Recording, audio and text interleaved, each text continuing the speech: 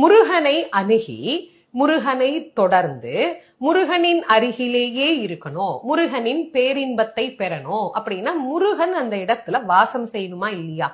வாசம் செய்யணும் தானே. இப்ப முருகன் மனத்துல வாசம் செய்யணும்னு அவன்கிட்ட போய் கேட்கிறோம். இப்ப முருகன் நம்ம மனசு அப்படி எட்டி பாக்குறாருன்னு வச்சுக்கோங்க. நம்ம மனதை முருகர் அப்படி எட்டி பார்க்கிற போது மனசுல என்னெல்லாம் இருக்கு?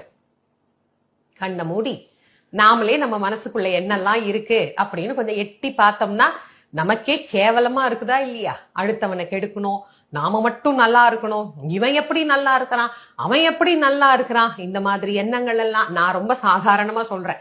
இன்னும் பல பேருக்கு எவ்வளவோ கொடூரமான எண்ணங்கள் எல்லாம் எங்க இருக்கு? மனசுக்குள்ள இருக்கு.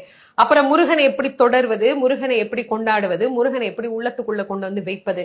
அப்ப அருணகிரிநாதர் என்ன சொல்றார்? முதல்ல இத படி, உனக்குள்ள இருக்கக்கூடிய இந்த தேவையற்ற அழுக்குகள் எல்லாம் நீங்கிவிடும். அப்பதான் அவனுடைய பேரின்ப அனுபவத்தை நம்மால் என்ன பண்ண முடியும்? அனுபவிக்க முடியும் அப்படின்னு சொல்ற.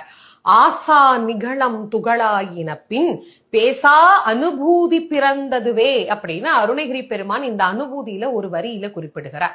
ஆசா நிகழம் துகளாயின பின், நம்முடைய ஆசைகள் என்று சொல்லக்கூடிய கட்டி வச்சிருக்கிறோம் பாருங்க விலங்கு, நல்வினை தீவினை, நல்ல ஆசை கெட்ட ஆசை, எல்லாமே ஆசைதான்.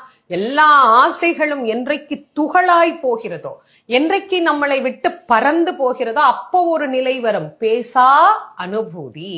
இந்த ஆன்மா இறைவனோடு மட்டும்தான் அப்ப பேசும், வேற எதனோடையும் அது பேசாது.